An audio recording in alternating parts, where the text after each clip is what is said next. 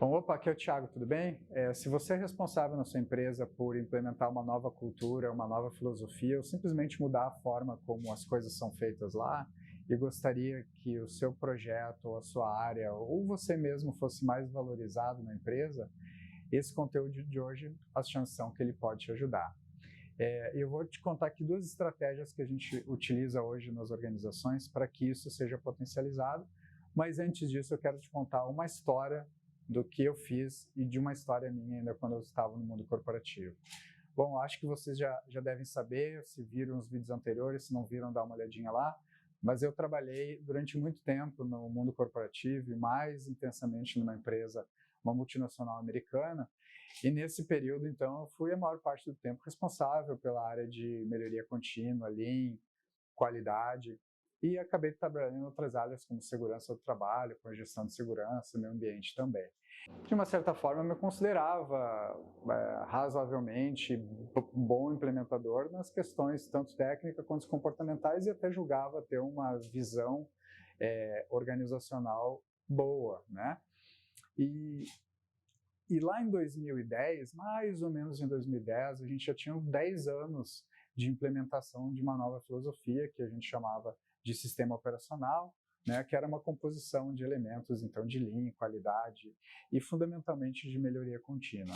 E nesses 10 anos foram feitos muitos trabalhos, tinha muito resultado, muita coisa boa, mas a gente ainda não tinha o reconhecimento da organização. A empresa ainda não entendia que aquilo trazia um valor e a gente escutava muito, então, que aquilo não trazia grandes resultados e a gente sabia que trazia.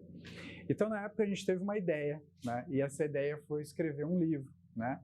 E esse livro era um apanhado de histórias de melhoria contínua, ou seja, histórias de sucesso construída por todas as áreas da organização. Nós organizamos um grande movimento que tinha como objetivo coletar tudo aquilo que já tinha sido realizado, ou pelo menos parte daquilo que tinha sido realizado em cada uma das áreas da empresa, né? De tal forma que todo mundo percebesse que sim, a filosofia tinha passado por lá, sim, muita coisa tinha sido feita, e mais do que isso, eles tinham se envolvido nisso e tinham feito isso também, e tinham gerado. Bom, esse livro, ele acabou tendo 32 páginas, uma folha, uma qualidade muito boa e foi promovido pela direção na época. Eu lembro que a tiragem foi de 2.500 cópias e a gente então levou para o Brasil inteiro, né? Um fato curioso na época é que essa empresa que eu trabalhava tinha unidades no Rio Grande do Sul, tinha escritórios comerciais e tinha uma unidade muito grande em Manaus. E na época eu queria levar esse livro para lá, para que eles também entendessem que estavam representados lá. E eu fui então fazer uma viagem, casualmente eu estava fazendo um voo para lá e eu pedi para que o pessoal da editora lá da gráfica levasse no aeroporto para mim. Eu lembro muito bem como se fosse hoje, eles chegando com pallets de caixa para que eu então levasse para distribuir uma cópia unitária para cada pessoa. A gente distribuiu para cada pessoa da organização. O texto que abria esse documento era mais ou menos assim, né? Se você se enxergar ali, se você identificar que tem uma história de sucesso que você participou e se você ainda mais perceber que tem mais coisas além desse livro, que outras coisas poderiam sim estar dentro desse livro, é porque o livro atingiu sucesso, porque nós queríamos que as pessoas percebessem que tinha muito trabalho lá dentro e que elas tinham feito muita coisa.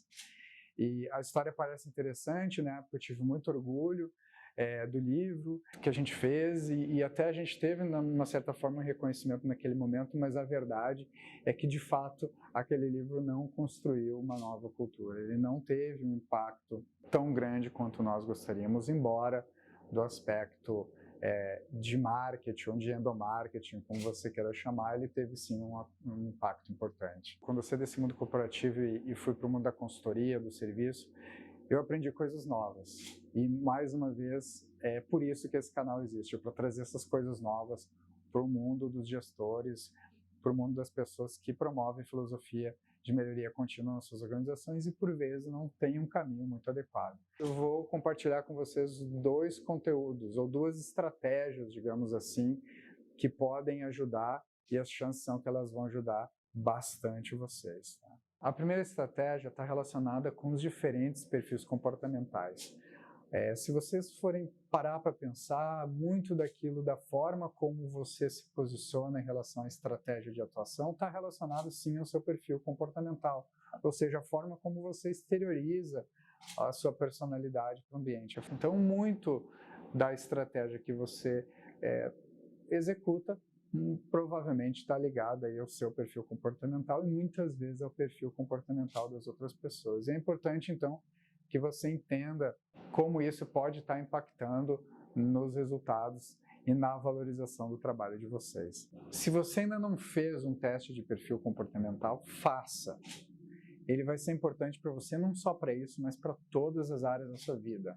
A partir do autoconhecimento, muitas coisas novas se abrem e você vai conseguir compreender melhor como que você interage com o ambiente, como você exterioriza a sua personalidade e de que forma isso pode estar impactando positivamente e às vezes negativamente na sua vida.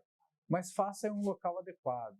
Eu sempre sugiro que não faça em plataformas gratuitas, embora possam ter alguma que é boa ou não, mas existem plataformas e profissionais muito bem qualificados para fazer um teste e te dar uma devolutiva adequada de tal forma que você vai ter mais compreensão do seu perfil, do seu autoconhecimento e de como você se relaciona com o mundo. Se você ainda não fez, ou mesmo que já tenha feito e não lembra exatamente o seu perfil, eu vou explicar rapidamente aqui como funcionam esses perfis e para que você tenha também condições de ter um entendimento melhor do que eu vou passar agora para vocês.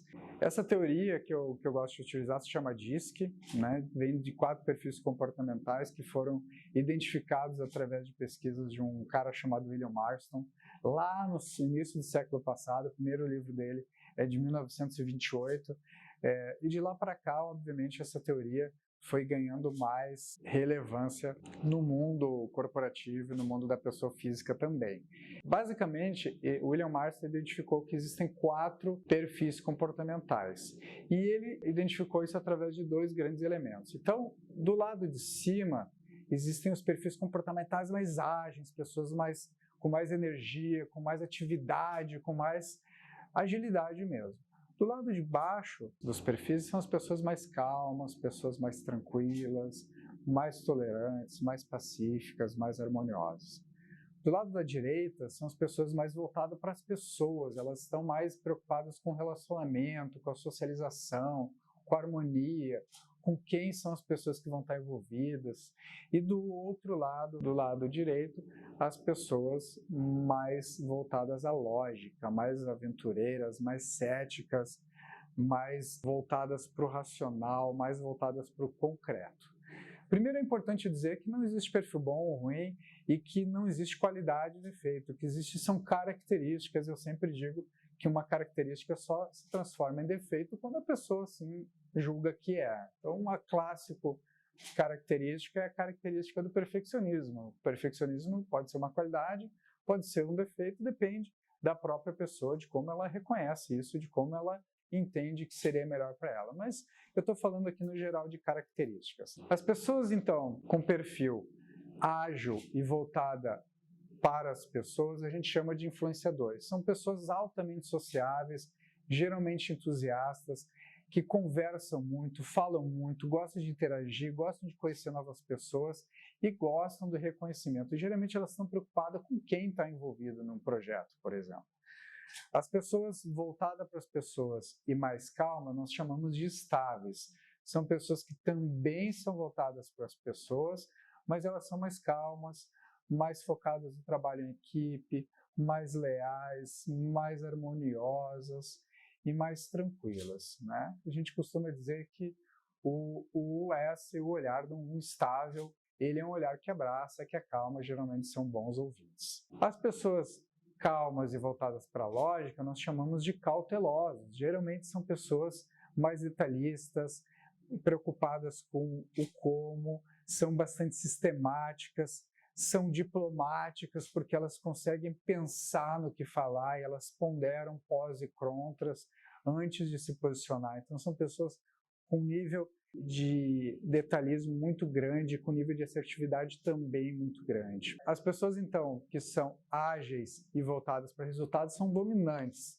São pessoas voltadas para a ação, focadas no resultado, geralmente são muito determinadas, aventureiras, correm risco, vão atrás, é o verdadeiro missão dada, missão cumprida. São pessoas que efetivamente vão lá e fazem acontecer. Então, esses perfis formam o DISC, então o dominante, o influente, o estável e o cauteloso.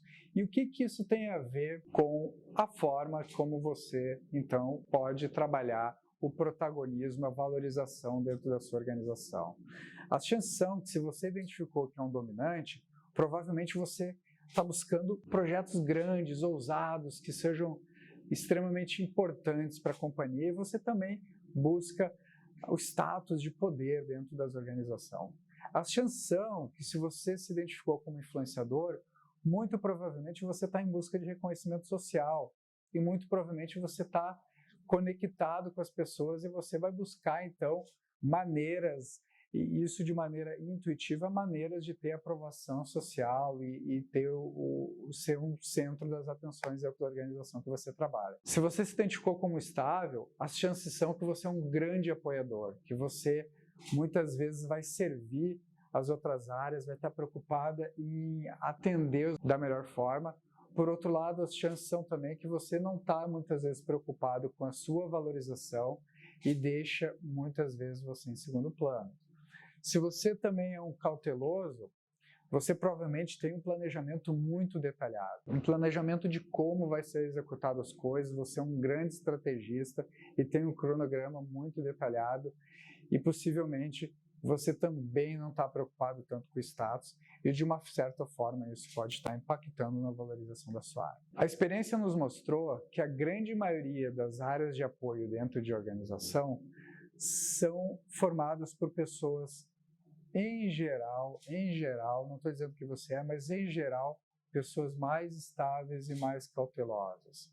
A gente tem encontrado também muitas pessoas influentes e dominantes dentro dessas áreas, mas a grande maioria das organizações que a gente trabalha, a gente identifica esse tipo de perfil.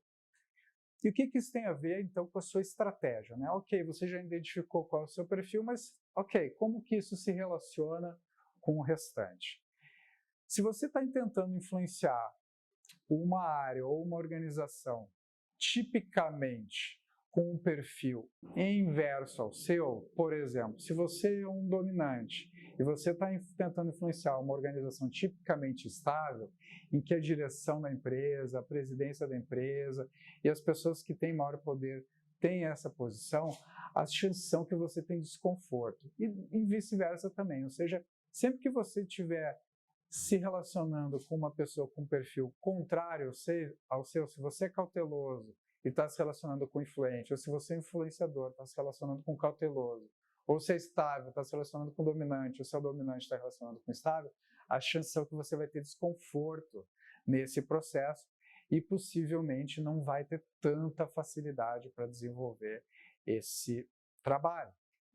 Então, se isso está presente lá, eu vou dar algumas dicas para vocês, mas lá na frente a gente vai trazer mais esse conteúdo que é muito importante. Então, vamos começar pelos dominantes. Se você é dominante, por exemplo, e o seu gestor, ou o diretor, ou alguém que é muito importante na companhia, você está tentando influenciar, é estável, as chances são que ele acha que você é rápido demais, ele acha por vezes até, ele pode pensar por vezes até, erradamente, que você não tem escrúpulo, que você vai fazer as coisas só pensando no resultado.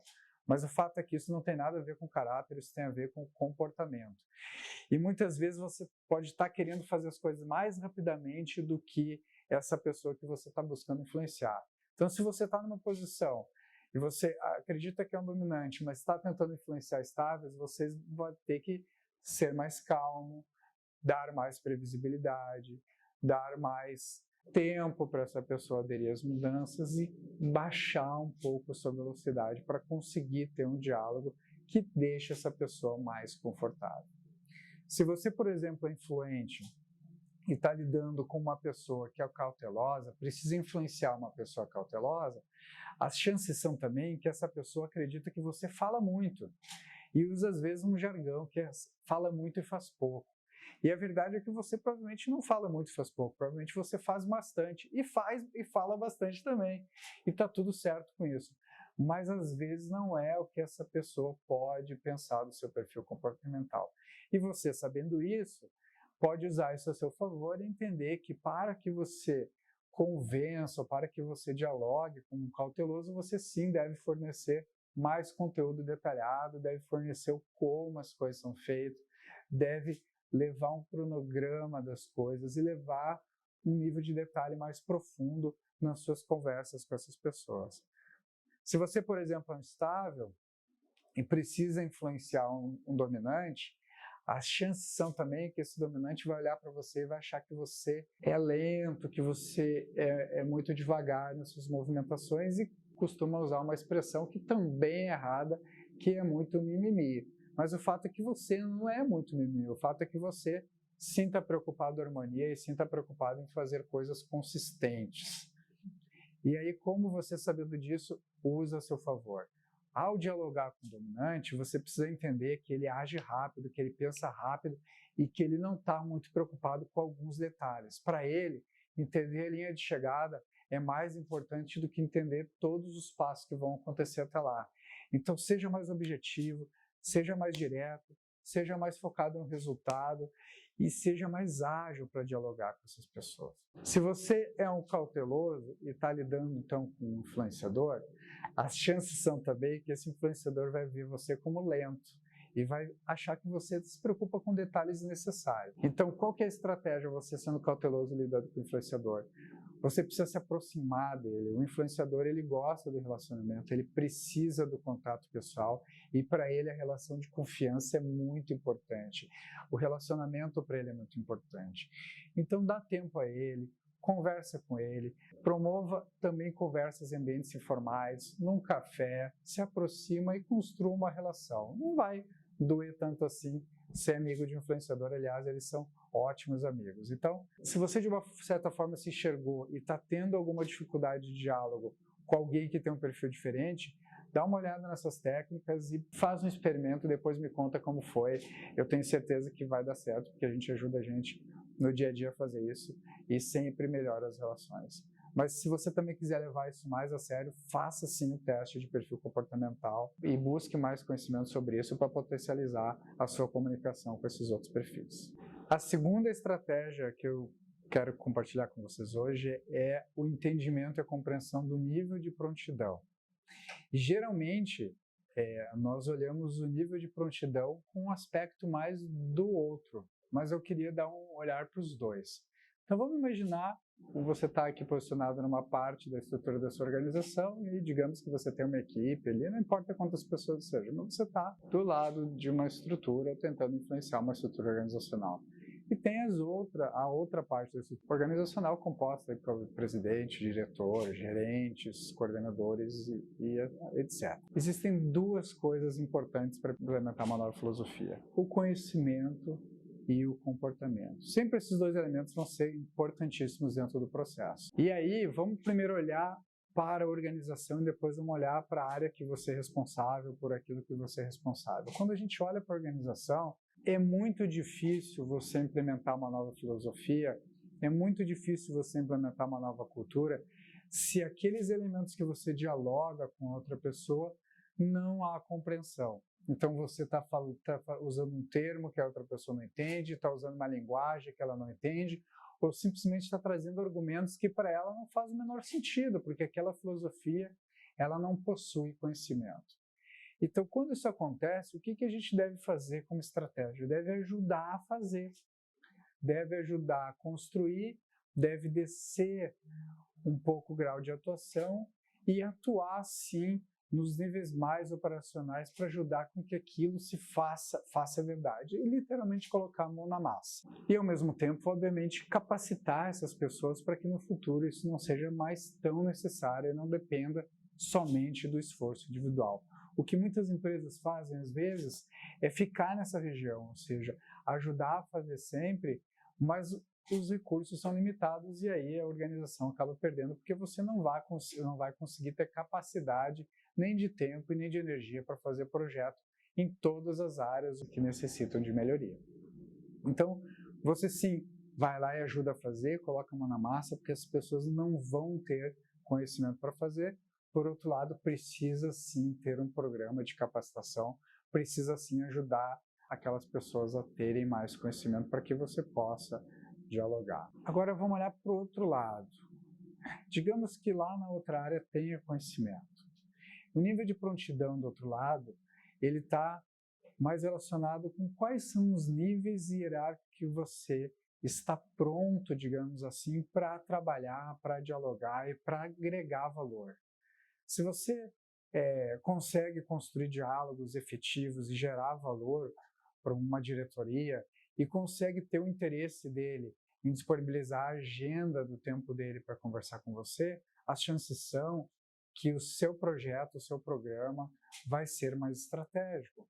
Agora, se você ainda não está pronto, não tem ainda conhecimento, ou não tem o comportamento adequado para dialogar com esse nível organizacional, muito provavelmente você vai estar dialogando com o nível organizacional hierárquico inferior e às vezes vai estar dialogando mais do seu tempo, dedicando mais tempo do seu trabalho a pessoas que estão numa posição mais baixa dentro da estrutura organizacional. Isso não tem nada de errado, mas lembra que esse vídeo é sobre valorização da área. Então, se você se sente muito à vontade para discutir, para dialogar e para vender suas ideias para um nível mais operacional, as chances são que você precisa olhar para o seu nível de prontidão e desenvolver capacidades para começar a dialogar com níveis cada vez mais altos e gerar interesse. Como é que você sabe se está pronto para isso? É simples assim. Essas pessoas lhe chamam para pedir sua opinião, essas pessoas dão espaço na agenda delas para dialogar e para escutar, elas colocam em prática alguma coisa que você sugere a elas? Se sim, muito provavelmente você tem um nível de prontidão capaz de influenciar pessoas em posições mais estratégicas. Agora, se essas pessoas te negam agenda, te negam tempo, fazem reuniões muito curtas com você e não lhe dão espaço para diálogo, muito provavelmente ela não está enxergando ainda em você, por mais duro que isso possa ser, mas o fato é que ela não está enxergando em você valor para dedicar tempo dela para te escutar. E isso não quer dizer que você não tenha valor, isso quer dizer que você não tenha conhecimento, mas talvez não encontrou ainda a estratégia certa de mostrar o seu conhecimento, mostrar todo o seu valor. Então, para isso, uma parte a gente já falou aqui, que é dos perfis, e você entender como se relaciona maior, e outras a gente vai falar ao longo de todos os vídeos que tem ainda pela frente. Mas para fechar esse conceito, para que a sua área tenha valor, para que o seu projeto tenha valorização e tenha protagonismo na valorização, você precisa sim conquistar um espaço na agenda estratégica. E para você conquistar o espaço na agenda estratégica, duas coisas vão ser importantes. Primeiro, você está pronto para ocupar esse espaço. Segundo, as áreas que você trabalha estarem prontas para receber isso. Porque se você também estiver pronto, mas as outras áreas não tiver conhecimento, você ainda vai precisar executar atividades a nível mais operacional, de ir lá e fazer e colocar a mão na massa.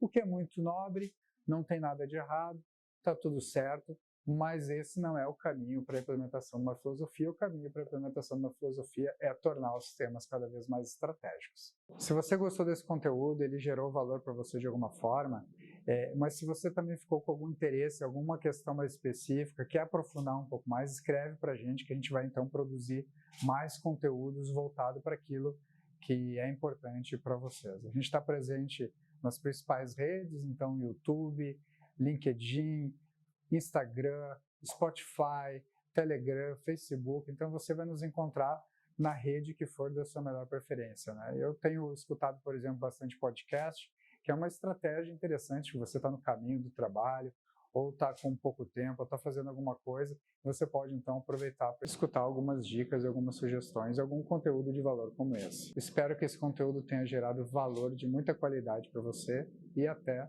a próxima.